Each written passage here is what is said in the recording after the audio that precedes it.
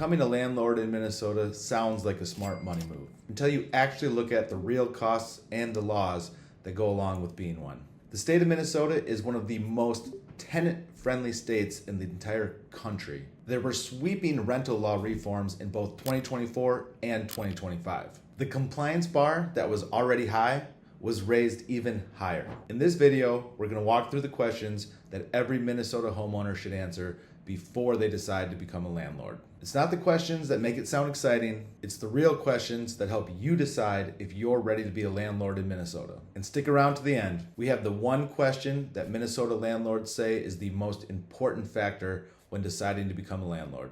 And this one question matters more than any other question. It's not about the numbers, it's not about the laws, and the honest answer to this question tells you more than any other question on this list. A couple of years ago, my friend reached out about being a landlord. He had gotten relocated for work, was deciding whether to sell his home or to rent it out. On the surface, the math looked good.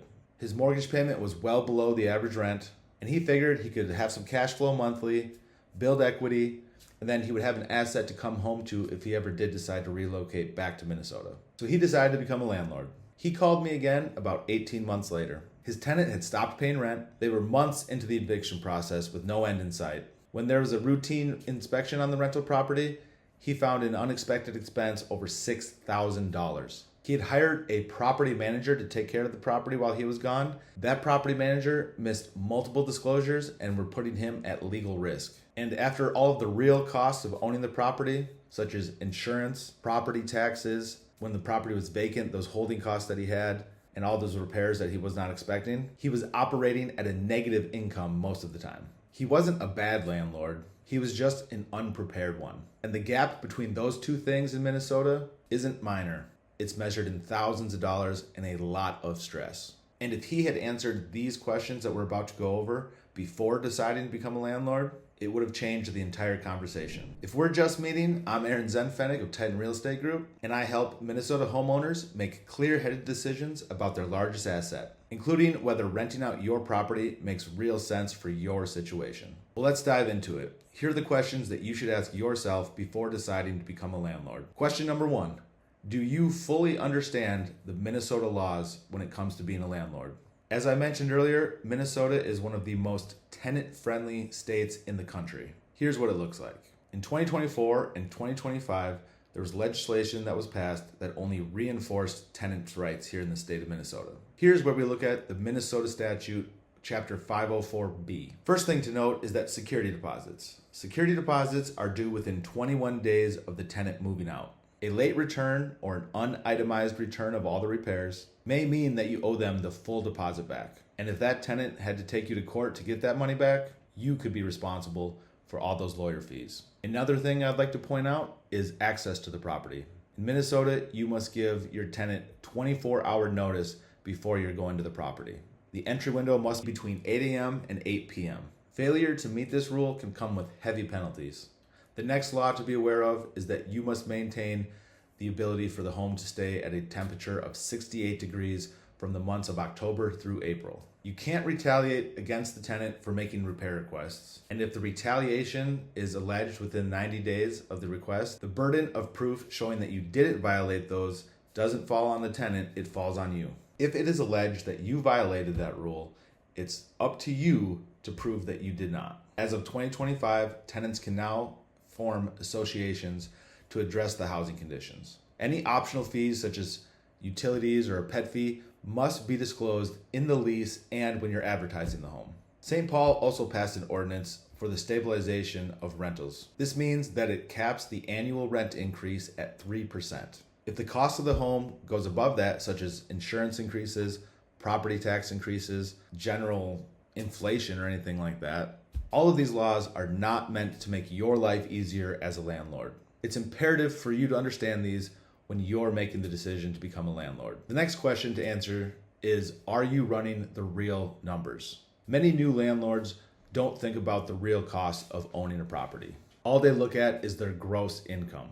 The gross income is not what you're putting in your pocket every month. It's the start of an equation. And in that equation, we're going to start with the gross income and subtract all of the real costs. Start with the expected monthly income. You subtract your mortgage payment if you have one. You subtract all the holding costs every month, such as property taxes, insurance, and any utilities that you're required to pay as the landlord. Some of those utilities are if you have multiple units and there's only 1 meter for the electric for all units, you as the landlord have to pay that. Same goes for the water bill. Same goes for trash and all that good stuff. So if you can't separate those expenses into each individual unit, you have to pay for those utilities. Now, that doesn't mean you can't increase your monthly rent when you're starting out the process to cover those. It just means you cannot require the tenant to pay for those individually. So if you think the average monthly water bill is going to be $100, instead of asking $1,200 for monthly rent, you should actually ask for $1,300 in monthly rent. And when you're talking about insurance, make sure you reach out to your insurance agent first, because a lot of people don't realize that rental insurance on a property is actually higher than your typical homeowner's insurance. The next rule of thumb is to have at least 10% vacancy costs built into your equation. Then you should also have about 10% in your pocket to cover any maintenance repairs throughout the year. And if you decide to not run the property yourself and hire a property management company, make sure that you're accounting for about 10% in costs for that. After you subtract all of those costs, what you have left is your net monthly income. And that's the real cash flow number you need to think about when making this decision. If that number is positive and makes a meaningful impact on your life, then becoming a landlord may make sense. If that margin is thin, zero, or even negative, you're not an investor. You're actually subsidizing housing for someone else at your own expense. So make sure you're running the real numbers before making any decisions. Question 3, do you have the financial reserves to cover all costs as a landlord? Being prepared separates landlords who are going to make money and those who are going to lose money. Or worse, forcing you to sell the property at an inopportune time. First cost to think about is your vacant property costs. Now, in an ideal world, if your lease ends on July 30th, you will have a tenant in there August 1st, right? However, that's usually not the case. Properties are usually vacant for at least 1 month before you can get in that new tenant, especially if the old tenant causes damages. A very common one is having to replace the carpet and having to paint. Those repairs take time, and you usually cannot have a tenant living in the property until those repairs are complete. It's not the law. However, most tenants won't want to move in until those things are completed. The second cost you need to think about is unexpected repairs. That's the roof, siding, windows, HVAC, furnace AC, that kind of stuff. All of those are your responsibility as the homeowner, and you will have to take care of those in a timely fashion, whether it's convenient for you or not. Another fee to be aware of is tenant disputes. If the tenant disputes anything that you've done, they can take you to court. And if they win, you could be responsible for all of their legal fees. And now, what if your tenant stops paying the rent? In Minnesota, you can't just remove them. You must take them to court and evict them. This process can take anywhere from 3 to 6 months. During that time, you are responsible for all the holding costs, even if the tenant is stopped paying the rent. That means paying all the bills for half of a year with no income. If you don't have those reserves or cannot build them up before renting it out, you could be operating with no safety net. Can you enforce your rights while following the Minnesota process? Most say yes in theory, but no in practice. Make sure you're well aware of the detailed process of an eviction, which is very renter friendly and raises the burden of the landlord greatly. If they stop paying, you can't just remove them. You have to provide proper notice of those missed payments. When you serve that notice, you must have a proper itemized outline of what the tenant owes you. You must break down the rent they owe, any late fees, and any other miscellaneous charges that might be involved. Plus, you must give them any information on tenant resources, in supplemental rent coverage from the state or the county and stuff like that. Then you file an eviction notice with the housing court. You attend the hearing, you obtain a court order. Only after all of that's been completed does the sheriff's office then go and execute the removal. If done correctly and if everything goes smoothly, you could have them out in about 1 month.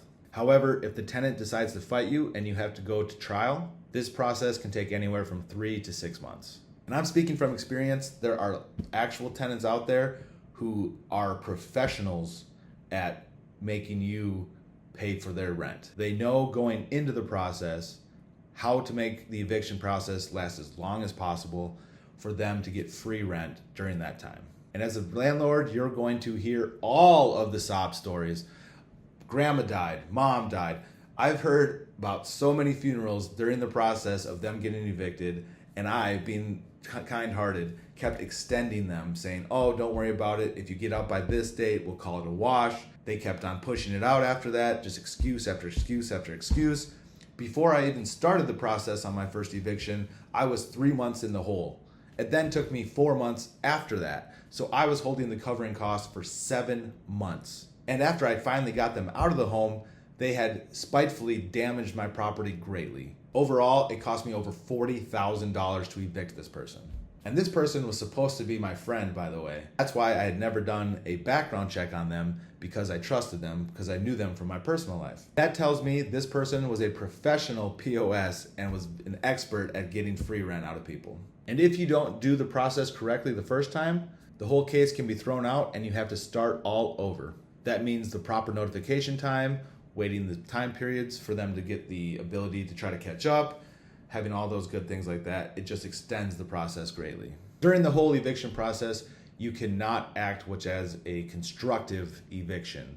A constructive eviction means you change the locks when they're gone at work or something like that. You turn off utilities, you remove appliances, anything that hinders their ability to enjoy the home in a normal way, that's considered a constructive eviction and is highly illegal. All in all, follow the process so you don't get burned. Now you need to ask, are you going to do self-management or professional management? It's a very practical question and has a huge impact on not only your time, but also your wallet. Self-management means you're self-managing. You handle all the questions from the tenant, any repair requests, any late rent, the burden of you. Finding new tenants is also your burden. Not to mention the accounting, keeping track of all the things for taxes, all that good stuff. You're also responsible for any emergency responses. That means taking phone calls at 2 a.m. with a broken water heater that's leaking all over the property. Or if the furnace goes out in the middle of winter at 2 a.m. and the temperature starts to drop below 68 degrees, you need to move fast. The tenant complains about a neighbor, your problem. Something breaks, your problem. No rent paid, your problem. And so on and so on. And when making those repairs, you need to give 24-hour notice. Every time, no exceptions. If all of that sounds like too much, you may want to consider hiring a professional management company. But like anything, that comes with a cost. If it's not your time, it's someone else's time, and time is money. Typical property management cost is about 10% of the monthly rent. And sometimes it can be more depending on the size of the property. So $1,500 in rent a month could mean $1,350 after property management fees. And if you're operating on thin margins, that's 10% could mean the world of difference. And there's no straight answer of black or white answer of if that's the right option for you. It's really on a case-by-case basis, and you need to look at your goals and your income and see which one's right for you. And you need to make this decision before you start renting out the property, not after you face your first emergency. Now let's talk about the moment we've all been waiting for. That one question you need to ask that affects you more than any other question throughout the process. And that question is, can you treat this like a business? Not like your personal home, not letting it get personal and making those tough decisions. It sounds straightforward and simple, right? It's not. If you're an accidental landlord, I call it, and you make decisions that are emotional to you and you still care about the property as if it was your own, being a landlord may not be for you. You need to be able to make clear-headed decisions that are based on logic and fact, not emotions. And that can be a lot harder than some people think. That goes back to things like I talked about when you have people who are late on rent and they give you their sob story. If you're a good person, you may try to do everything you can to help that person, but you have to be careful because they may be lying to you. It's also not about those emotional connections, right? It's a business. You can't operate a business at a loss and keep operating. Sometimes it can be very hard. Sometimes those excuses may even be true, but you have to be selfish when it comes to those things. Otherwise, you are going to lose money. It's extremely important to background checks. I learned that the hard way. You need to find a program out there that does background checks, but you also have to be careful because you cannot discriminate on those tenants for certain things in that background check. You must check with the laws, and if you have more questions, you need to talk to a lawyer about what things you can and cannot discriminate against when deciding on a new tenant. There are certain things such as the criminal background, that if they have certain criminal backgrounds, you cannot discriminate against it. Or there's time frames where if it happened X amount of years ago, you still cannot discriminate based on that. The one thing that you can discriminate on is the income.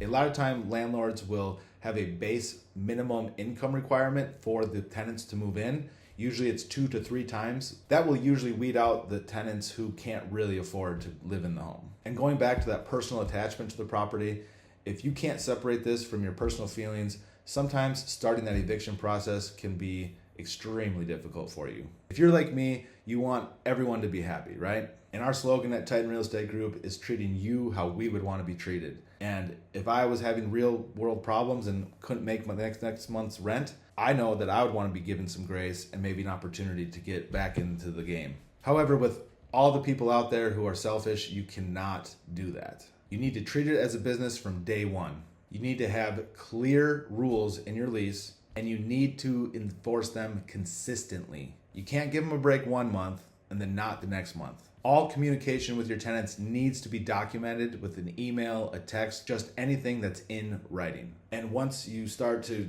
do the eviction or anything like that, you need to mail them physical paperwork that's certified so you can prove that you actually delivered it to them. You need to make decisions about your tenants based off of your rules and not based off of the emotional, personal situation of that individual tenant. This not only protects you financially, it also protects you legally. Consistency is key. Not to mention the impact it has on your mental health. If you can do those things, you'll be a successful landlord. However, the landlords that struggle can't make the shift from homeowner to business operator. They don't inform themselves of Minnesota law. These laws have very little tolerance for landlords that make it up as they go. And if you can answer yes to being able to treat this as a business, and you have clear eyes on the other 5 questions, then being a landlord can make real financial sense. However, if you paused on any of those questions, make sure that you really think deep about those before deciding to become a landlord. So to recap that final question, can you treat it as a business and remove your emotions? And being able to treat it like a business is key to your success. All right, that's all I have for you guys today. And so now I want to hear from you guys. Have you already became a landlord? Go down in the comments. Let us know any questions you have about becoming a landlord. Share your struggles if you already are a landlord so other people can learn from them. I read every single one. I'll respond to them all. Shoot it down in the comments below and make sure you hit that subscribe button. Thanks, guys. I appreciate your time. We'll talk to you next time.